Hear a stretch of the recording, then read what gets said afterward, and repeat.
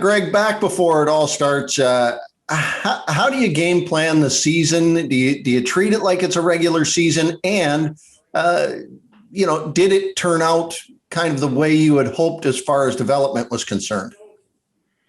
Yeah, to start the season, there was definitely a feel for our staff anyway that we wanted to approach it just like a regular year. And you want your team to come together really quickly. You want them to bond and form, quote unquote, a team environment for themselves to work towards some common goals that we could create for ourselves in the locker room.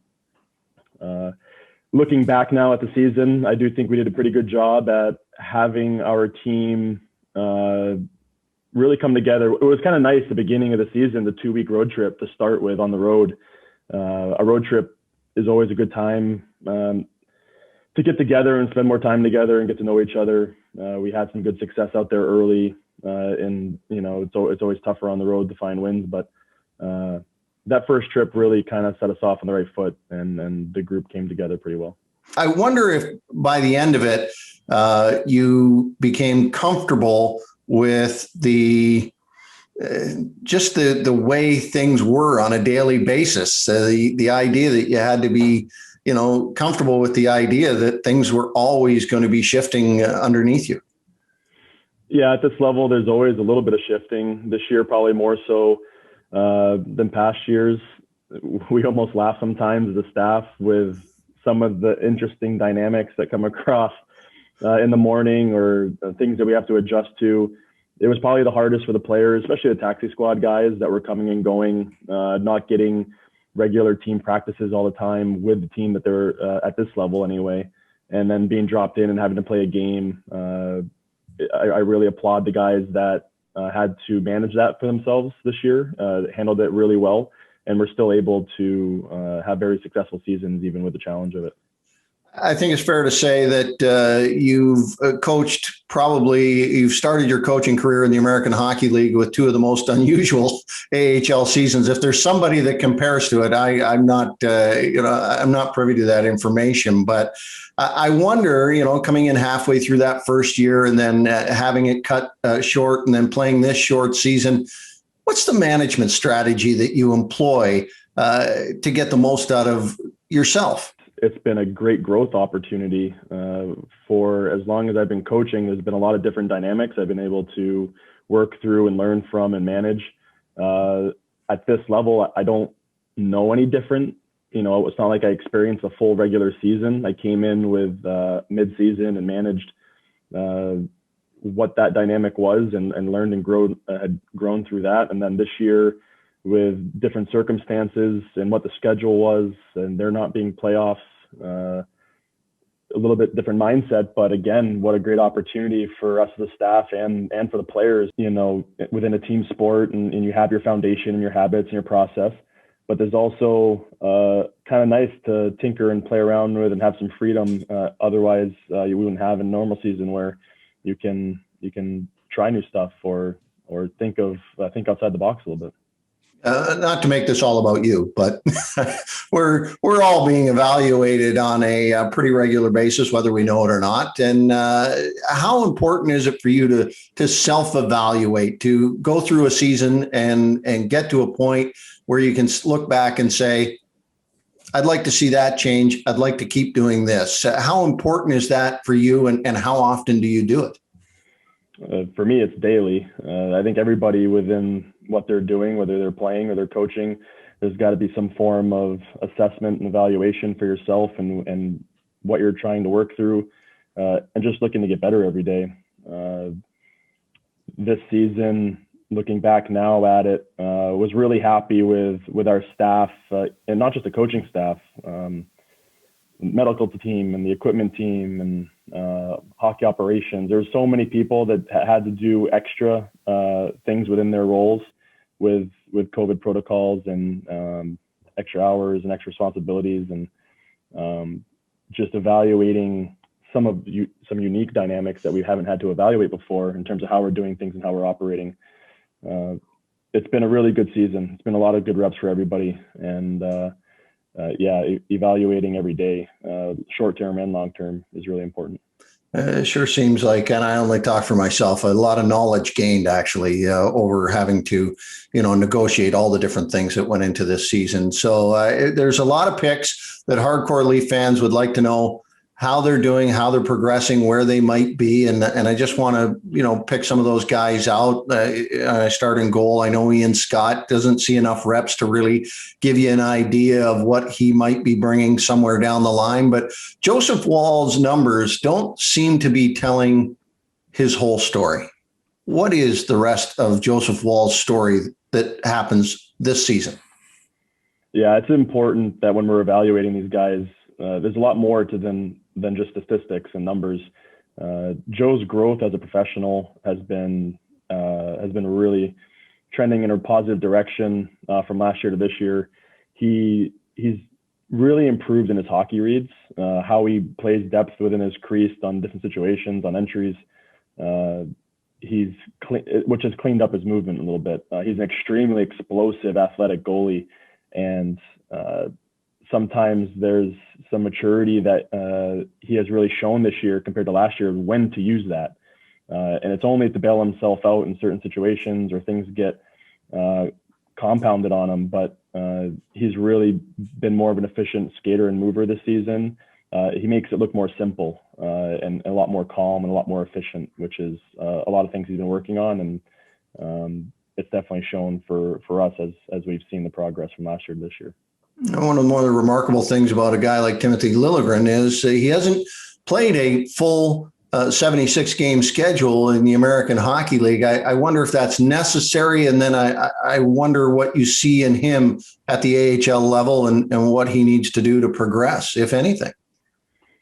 He was one of those players that were being dropped in for games and coming and going from the taxi squad, really handled it well. At our level, at the American League level, he's just so efficient.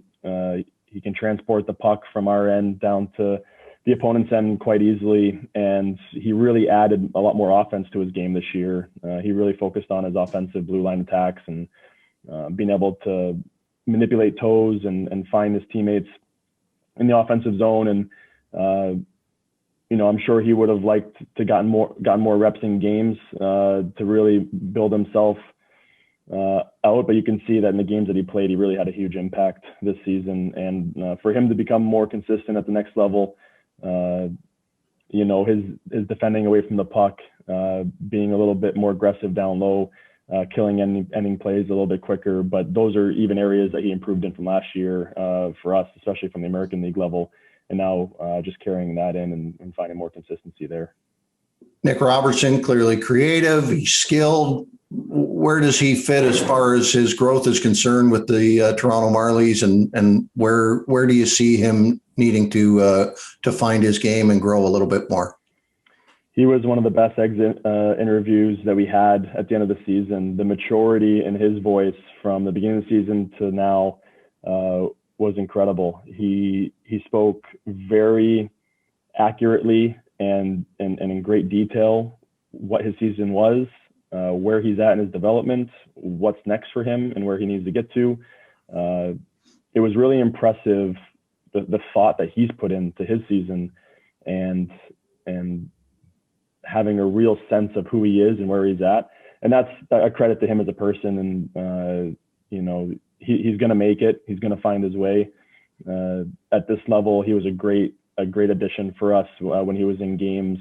Obviously a tremendous shot, but it was everything else that he really improved in terms of the team systems, his defensive game, game management, knowing where he's at in his shift, knowing where the game's at, the score, what period it was, looking more for the space and the time to make his teammates better, not just looking for him to shoot the puck, but something to add to himself. Is every great shooter, once they learn to become a better passer, all of a sudden they're more of a shooting threat when they add that second layer to them. And that's something he's been working through.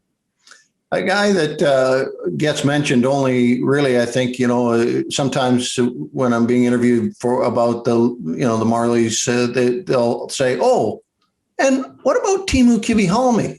They always, throw that in like, well, I've kind of looked at the stats and I kind of like what I see there.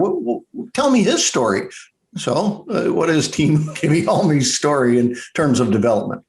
Yeah, not a guy that a lot of people speak of, but what an impressive season he had with the point production that he has as a defenseman. Uh, from day one, he and I just focused on his defensive side of the game, needing to be harder to play against, closing out quicker in the D zone, and not needing to run around and just finish hits. But within the skill set of playing through contact defensively, what is that for him? And he really took to it, and it was fun to hear him say in his exit meeting what the real difference maker was for him this year to create offensively, and he knew the answer, and that was just his focus on the defensive details. And it's incredible once you find a player to buy into the defensive part of the game, even if it's something that they struggle with or they're not really wanting to do as fun it is to play offense. How much quicker they get a puck back, how much less time they spend in their D zone. Like, they get the back to the offensive part of their game quicker when their defensive game is the focus for them. And it was a great highlight this year for Kivy to have that realization of just focusing on the defensive part of the game and how much that added to him offensively. Finally, this guy only got in 20 games, but he hit high on the likability index for people who watched. That's for sure. Joey Anderson, and I know his season finished early, but your thoughts on kind of what he brought and what he might bring in the future? He was really exciting. From day one when he got here, he started working with our skating coaches, Barb and Randy, and right away, just tinkering with some things with his skates and his skating stride. It was incredible just how quickly he improved in his mobility, his speed, his separation. And that really carried him into this year and what he was able to do offensively. He's a good thinker. He has a great skill set, plays a give and go hockey game. And now with this new skating piece, he was able to get the space that he couldn't before. He could get inside of contact offensively and then create separation that he may not have been able to before. And then when you speak about his leadership and his character and the type of person that he is, there's so much positive energy that comes out of him every day. Always has a smile on his face. He's a great guy to be around, works hard every second that he's on the ice. And then in game, his voice, his passion, his leadership, he was a great addition to our organization. And he had a really positive impact in a lot of ways for us. You're going to get into your first development camp as the coach of the Marlies, your first, possibly the first rookie camp, your first full training camp as head coach of the Toronto Marlies. All these firsts seems odd because you just feel like you've been here a lot longer than that. But what are your feelings about diving in over the course of this summer and in September as well, and just saying, finally, I got something that is all here in front of me to work with, and I have the I don't want to kind of put it this way, but it's downright almost leisurely pace. It never is, but that you're going to have in order to put together a team. Just what are your feelings on what's going to happen over the summer and into the fall? Just excitement. What an advantage for me to go into my first real season where things are more quote unquote normal. And now I have a year and a half of experience under my belt going into that first season, where normally a lot of coaches get hired, they come in, they go into their first normal season and they haven't experienced anything yet, or at least at this level, if they were getting a head job and moving up. But I'm excited to work with our staff and map it out and go through the processes and get a feel for a normal year, and just feel blessed that I've had the experience I've had so far in this organization with the great people around me. Kyle and Sheldon have been nothing but generous with their efforts and time to let me spend time with their staff, with the Leafs Village training camp, and the things they get to learn from Sheldon and his staff through those processes. And then coming here and obviously gaining the experience around the staff here and how long they've been here and the experiences they've had. It's exciting. I'm looking forward to the year and what it can be, and feel lucky that I have the experiences behind me already that hopefully can set us up for some success this coming year. Thanks, Greg. Thanks, Croc.